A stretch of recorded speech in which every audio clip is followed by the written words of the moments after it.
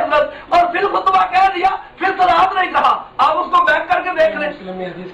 یہ میرے پاس کہتے ہیں مسلم شریف میں حضرت ابو موسیٰ اشعری رضی اللہ تعالیٰ عنہ حدیث نہیں ہے. یہ میرے پاس فتاوی ابن تیمیہ ہے صفحہ 155 ہے. امام ابن تیمیہ کہتے ہیں فی صحیح مسلم عن ابی موسیٰ الاشعری رضی اللہ تعالیٰ عنہ.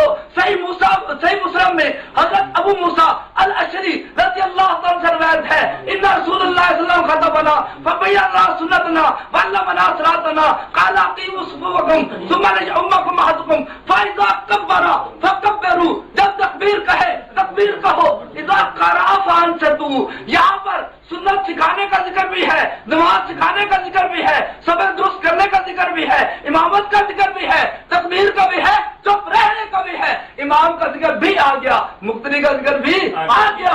اذا قرأ فانصتوا. جب قرآن پڑھے چپ کرنا ہے. یہاں پر قرات میں فاتحہ بھی آ گئی, غیر فاتحہ بھی آ گئی. یہ میرے پاس ابن ماجہ اور یہ حدیث جو میں نے ابو موسیٰ اشعری رضی اللہ عنہ کو پیش کی یہ فتح الباری ہے, دوسری جلد ہے. ہوگا حدیث صحیح, یہ حدیث صحیح ہے. اخرجہ مسلم من حدیث ابی موسیٰ. مسلم نے حضرت ابو موسیٰ سے اس کو نقل کیا ہے. ابن ماجہ یہ دوسری تصحیح ابو عمر نے تمہید میں ابن حنبل سے کی. ابن ماجہ صفحہ 61 ہے. یہ حضرت ابو ہریرہ رضی اللہ تعالیٰ کا فرمان سنو, اللہ کے نبی کا فرمان. حضرت ابو ہریرہ راوی ہیں. حضرت ابو ہریرہ فرماتے ہیں اللہ کے نبی علیہ السلام نے فرمایا انما جعل الامام یتم بہ لیتم بہ. امام بنایا جاتا ہے تاکہ اس کی ابتدا کی جائے. فاذا کبر فکبروا. جب تکبیر کہے تکبیر کہو. اذا قرأ فانصتوا. جب قرآن پڑھے چپ کرو. اذا قال غیر المغضوب علیہم ولا الضالین فقولوا آمین. جب قرآن پڑھے چپ کرو. جب غیر المغضوب علیہم ولا الضالین پڑھے آمین تو آمین سے پہلے چپ ہو گیا. وہ فاتحہ ہے. ایسے لانا سیدھی. بسم اللہ الرحمن الرحیم نحمدہ ونصلی علی رسولہ الکریم اما بعد.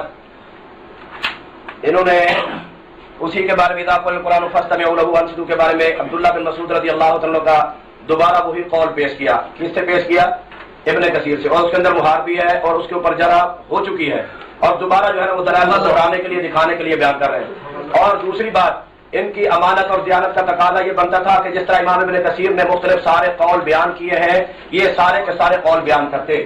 یہ کتاب کو دلیل بنایا اس کے اندر بھی مختلف قول اور جس اصول کا حوالہ دیا اس میں جناب اس اصول کے اندر بھی بیان ترجمہ آپ رپیٹ کر کے سن لیں کہ کبھی آیت یوں ہوتی ہے کبھی آیت کیا ہوتی ہے یوں ہوتی ہے. اس کا وہ معنی بھی ہوتا ہے اس کا وہ معنی بھی ہوتا ہے. خود انہوں نے معنی کیا جو اصول انہوں نے پیش کیا ہے.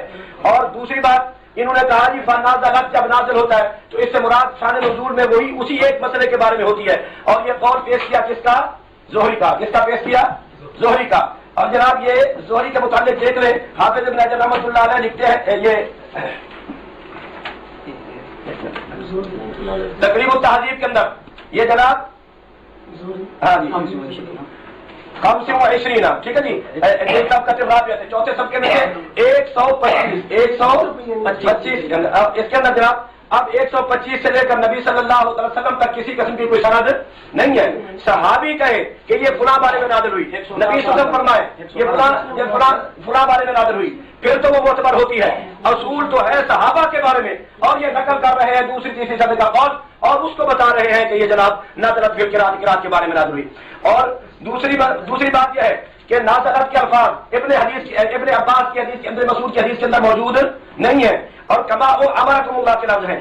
اور انہوں نے جناب مسلم شریف کا حوالہ حدیث کا حوالہ دیا کس کا؟ مسلم شریف. کس کا؟ اور حدیث پڑھی کہاں سے؟ ابن تیمیہ سے. پڑھی کس سے؟ جن کے پاس مسلم نہیں ہے. مسلم ہے ان کے پاس, کیوں نہیں پڑھنا چاہتے؟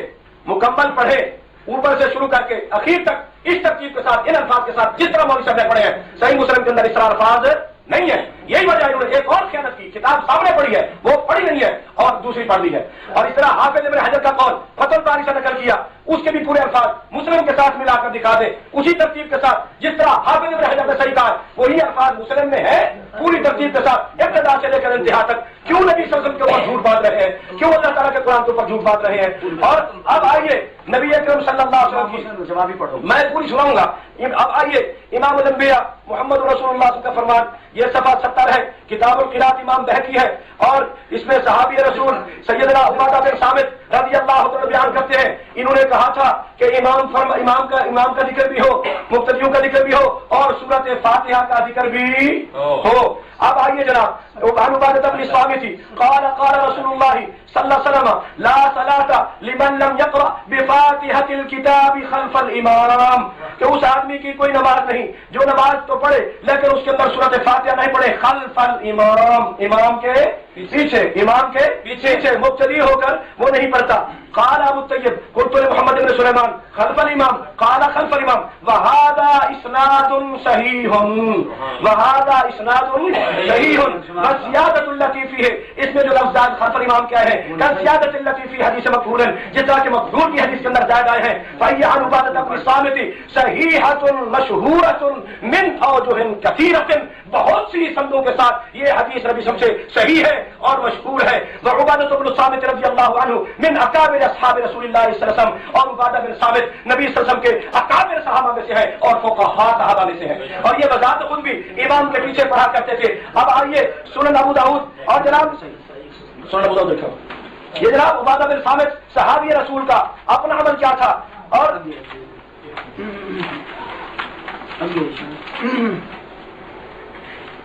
सफा नंबर 126 सुनन अबू दाऊद, ये जनाब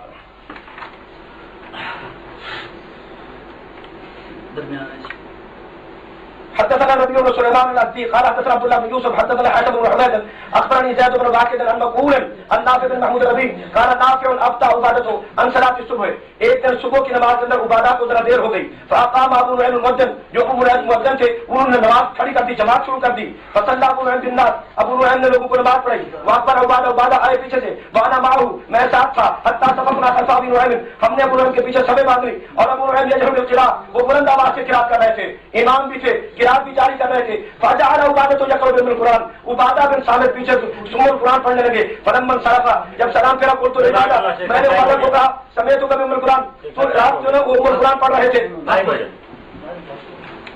نحمدہ ونصلی علی رسول الکریم۔ پہلی بات مولانا عبد الرحمن شہین صاحب نے فرمائی کہ تو نے مسلم سے حدیث کیوں نہ پڑھی، جبکہ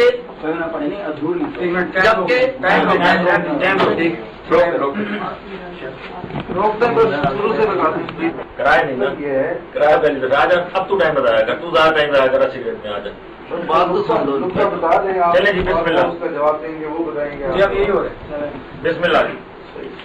نحمدہ ونصلی علی رسول الکریم، اما بعد، مولانا عبد الرحمن صاحب نے کہا کہ فقرہ جمع کا صیغہ ہے، اس لیے سب پڑھیں گے، تو ہم کہتے ہیں کہ فست میں وہ بھی تو جمع کا صیغہ ہے، سب سنے ان سے تو بھی تو جمع کا صیغہ ہے، تو استدلال آپ کا ہے، ہم تو ایگزامن دے رہے ہیں جو، تو آپ کا امام بھی چپ رہے، تو فقرہ اگر جمع ہے تو فستہ میں وہ بھی جمع ہے، تو استدلال کرنا ہی ماشاءاللہ غلط ہے، اور اپنی طرف سے کیا ہے، کسی مفسر نے یہ استدلال نہیں کیا، یہ آپ نے تفسیر دیکھیں۔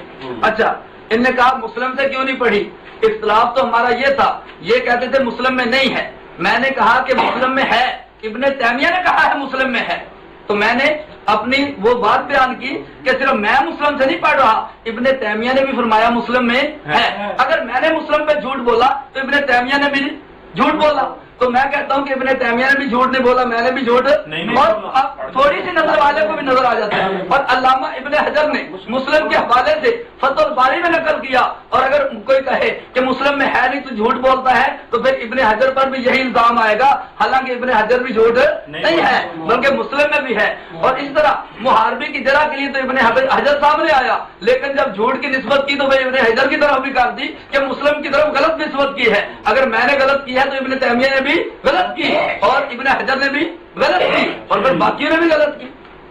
دوسری بات، ان نے کہا کہ حضرت عبادہ بن صامت رضی اللہ تعالی عنہ سے کہ لا صلاۃ لمن لم یقرأ بفاتحۃ الکتاب خلف الامام، جو شخص امام کے پیچھے فاتحہ نہ پڑھے اس کی نماز نہیں ہوتی، یہ پہلی حدیث پیش کی، بخاری سے پیش نہیں کی، مسلم سے پیش نہیں کی، یہ ابو داؤد سے پیش نہیں کی، یہ ترمذی سے پیش نہیں کی، یہ نسائی سے پیش نہیں کی، ابن ماجہ سے پیش نہیں کی، یہ کتاب کتاب القراءت سے پیش کی. میں دعوے کے ساتھ کہتا ہوں کتاب القراءت میں یہ اس کے راوی یہ محمد بن یا صفات اس کے یہ حالات پیش کریں کہ